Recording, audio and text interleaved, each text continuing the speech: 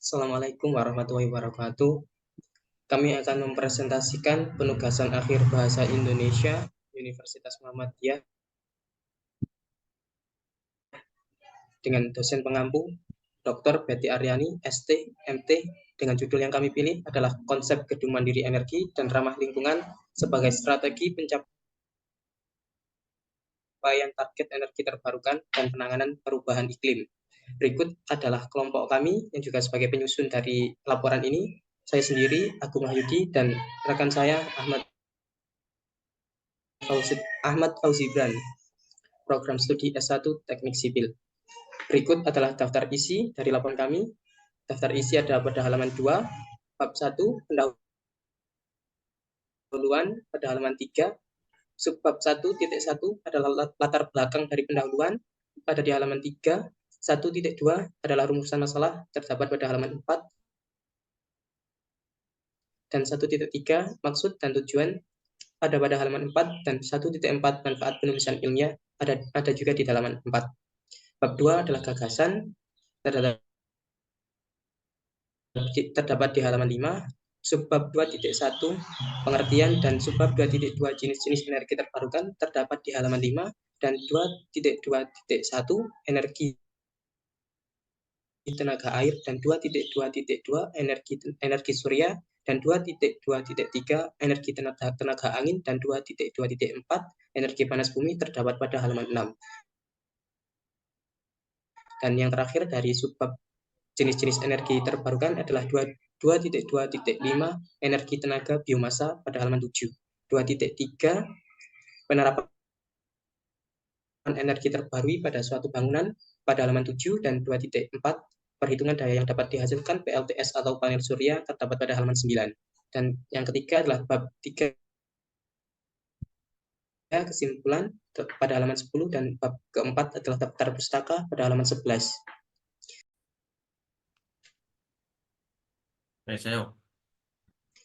Baik, bab 1 pendahuluan akan dimulai oleh Ahmad Fauzibran. Ya, perkenalkan, nama saya Ahmad Fauzibran dari Fakultas S1 Teknik Sipil. Akan mempresentasikan pendahuluan.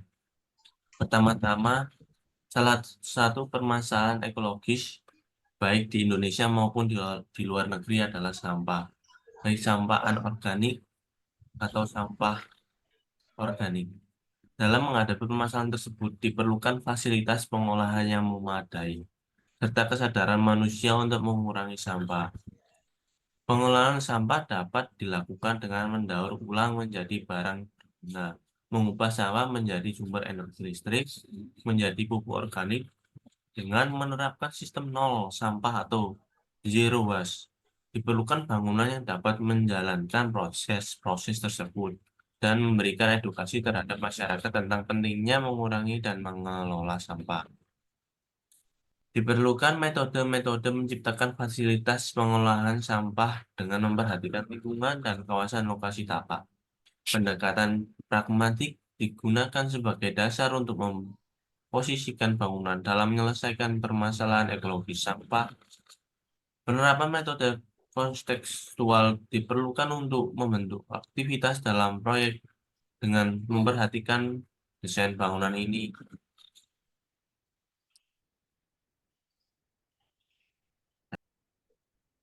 Konsep visualisasi desain bangunan ini menggunakan konsep arsitektur teknologi tinggi untuk memperlihatkan utilitas pengolahan sampah, sistem pengolahan sampah, penggunaan material hasil daur ulang yang ringan, kokoh, efektif, dan efisien. Keberhasilan proyek ini dapat dicapai melalui pertama, 1. Pengolahan sampah dengan sistem nol sampah, 2. Aktivitas yang terbentuk di dalam proyek, 3. Kebutuhan dan hubungan ruang yang fleksibel, efektif, dan efisien. Dan keempat adalah aksesibilitas dan sirkulasi.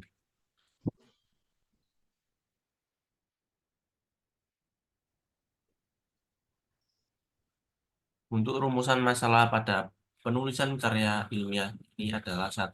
Bagaimana cara mengurangi pemakaian listrik yang bahan dasarnya adalah batu bara. Yang kedua, bagaimana penerapan gedung mandiri energi dengan memanfaatkan energi terbarukan. Dan maksud dan tujuan penulisan karya ilmiah ini adalah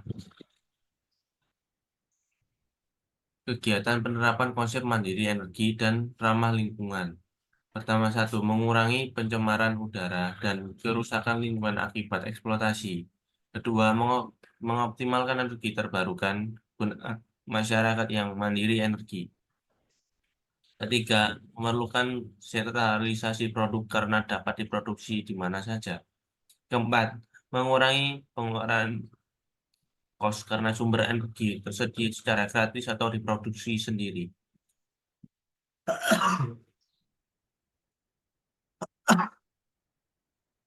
Manfaat penulisan ilmiah ini adalah satu, bagi penulis diharapkan untuk mengembangkan ilmu pengetahuan di bidang perencanaan gedung mandiri energi dan ramah lingkungan dengan menggunakan energi terbarukan. Kedua, bagi pembaca agar dapat menambah informasi tentang energi terbarukan guna mengurangi eksploitasi dan pencemaran lingkungan.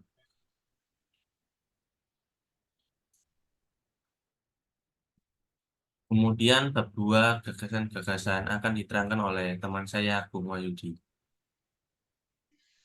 Baik, akan saya lanjutkan pada bab 2 adalah gagasan dari penulisan karya ilmiah ini. Yang pertama adalah pengertiannya. Konsep gedung mandiri energi dan ramah lingkungan merupakan langkah untuk mencapai target kebutuhan energi listrik di Indonesia dengan mengurangi jumlah pembangkit listrik tenaga fosil seperti batu bara. Konsep gedung mandiri energi dan ramah lingkungan ini menggunakan energi terbarukan atau EBT dalam konsumsi energinya. Energi baru terbarukan tersebut adalah cahaya matahari, air hujan, dan alga hijau. Konsep ini juga didukung dengan adanya roof garden yang akan mengurangi emisi gas rumah kaca, yaitu CO2.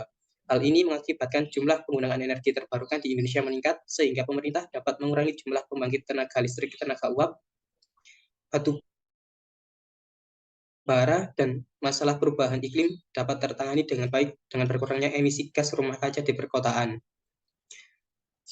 Subbab 2.2 adalah jenis-jenis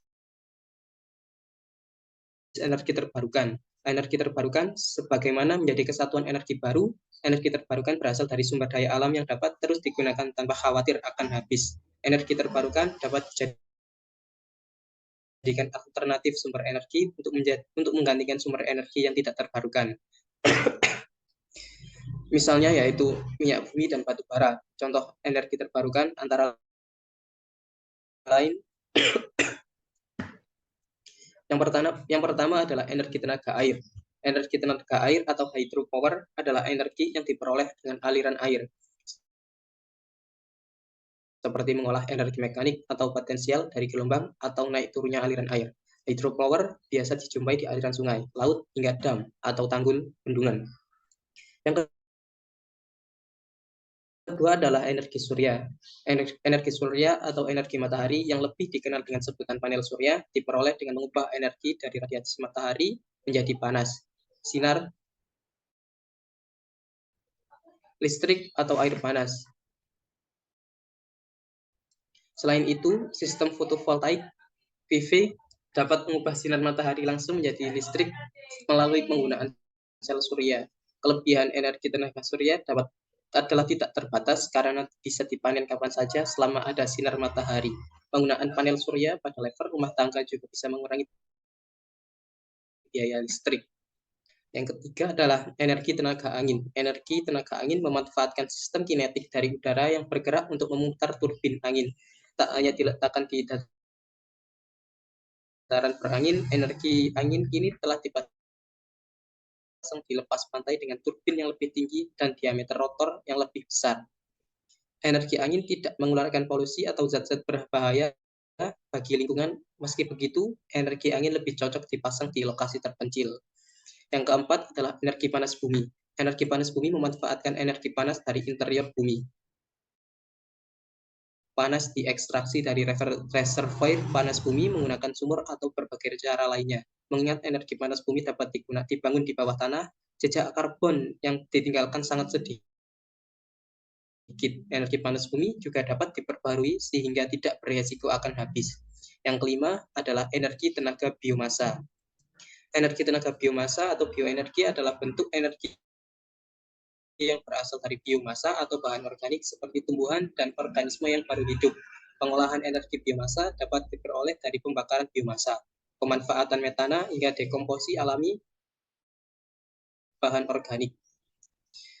Yang kedua di sini adalah penerapan energi terbarukan pada suatu bangunan. Permasalahan lingkungan khususnya pemanasan global menjadi topik permasalahan yang muncul akhir-akhir ini. Dalam dunia arsitektur muncul fenomena stick building syndrome, yaitu permasalahan kesehatan dan ketidaknyamanan karena kualitas udara dan polusi dalam bangunan yang ditempati yang mempengaruhi produktivitas penghuni. Penciptaan atau inovasi energi yang terbarukan juga menjadi latar belakang tumbuhnya konsep green arsitektur. Metode tersebut melibatkan banyak pihak, diantaranya adalah Kementerian Energi dan Sumber Daya Mineral, Kementerian ESDM, dan Kementerian Pekerjaan Umum dan Perumahan Rakyat, Kementerian PUPR, Kementerian Daerah Perusahaan Listrik Negara atau PLN, dan Perusahaan Konsultan Arsitektur. Langkah yang digunakan mulai dari kajian oleh Kementerian ESDM dan PUPR, perancangan regulasi, penetapan regulasi, serta implementasi konsep ini dapat diterapkan dengan menyesuaikan arsitektur gedung sehingga akan benar-benar dapat diimplementasikan. Sedangkan untuk sistem PLTS dapat dibagi menjadi beberapa jenis. Berdasarkan aplikasi dan konfigurasinya, PLTS secara umum dibagi menjadi dua jenis, yaitu sistem PV terhubung jaringan, sistem PV on-grid, dan sistem PV off-grid yang dapat dipisahkan. Berdasarkan lokasi pemasangannya, sistem PLTS dapat dibagi menjadi dua bagian, sistem PV terdistribusi dan sistem PV terpusat. Seperti yang disebutkan dalam grid, sistem PLTS yang terhubung ke jaringan tetap terhubung dan ke jaringan listrik PLN dan mendapatkan daya maksimum oleh rumah itu sendiri. Komponen-komponen utama pembangkit listrik tenaga surya adalah 1. Modul surya. Modul surya merupakan komponen utama sistem fotovoltaik PV yang mengubah sinar matahari menjadi listrik. Listrik yang dihasilkan adalah arus searah. Daya modul surya diukur dalam satuan watt peak atau WP, yaitu spesifikasi modul surya yang menggunakan daya yang dihasilkan modul surya pada saat matahari bersinar atau radiasi matahari yang masuk dan diterima adalah 1000 watt per meter kuadrat, suhu sekitar 25 derajat Celcius. Inverter adalah perangkat elektronik yang bertugas mengubah arus searah DC dari panel surya atau baterai menjadi arus bolak-balik atau AC pada frekuensi 50/60 Hz. Pada PLTS, inverter satu fasa biasanya digunakan pada sistem beban rendah, sedangkan inverter 3 fasa digunakan pada sistem beban tinggi atau sistem yang terhubung ke PLN. Grid connected. Modulasi bentuk gelombang yang dihasilkan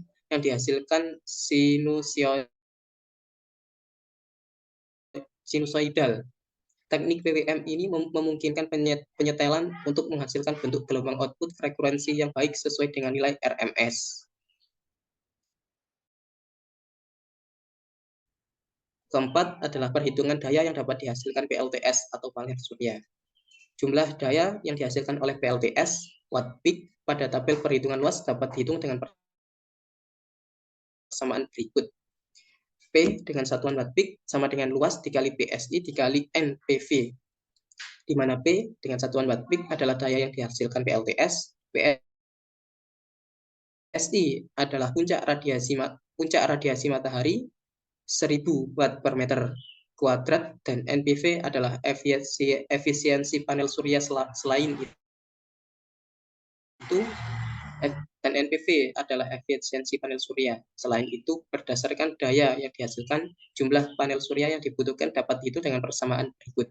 Jumlah panel surya sama dengan P per PMPP, di mana P adalah daya yang dihasilkan oleh PLTS dan PMPP adalah daya keluaran maksimum panel surya.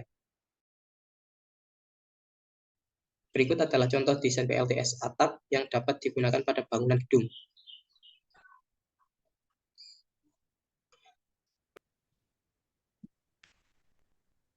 Baik, dari penulisan ilmiah di atas, didapatkan beberapa kesimpulan, diantaranya adalah satu, menerapkan bangunan mandiri energi dengan menggunakan energi terbarukan memiliki banyak manfaat baik untuk individu, masyarakat, maupun pemerintah guna menciptakan energi yang mudah didapat dan ramah lingkungan.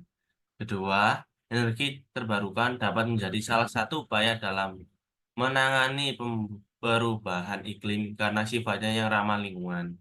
Dengan begitu, energi terbarukan dapat membuat suatu perubahan dalam konsep pembangunan yang minimum polusi dan tetap menjaga kualitas udara tetap terjaga dalam pembangunan. Yang ketiga, berbagai jenis-jenis energi terbarukan (EBT) tersebut dapat diperbarui dan tidak akan habis pemakaiannya. Berbeda dengan energi batu bara dan minyak bumi yang semakin lama akan semakin habis karena bisa dikatakan terbatas jumlahnya.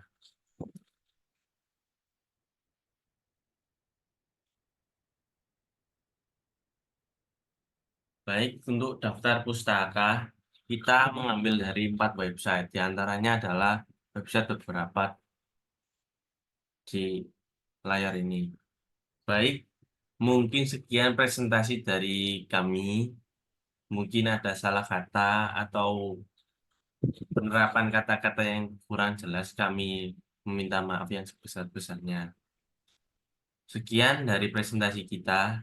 Untuk penulisan ilmiah dengan judul Konsep Gedung Mandiri Energi dan Ramah Lingkungan sebagai strategi pencapaian target energi terbarukan dan penanganan perubahan iklim. Sekian dari kami. Assalamualaikum warahmatullahi wabarakatuh.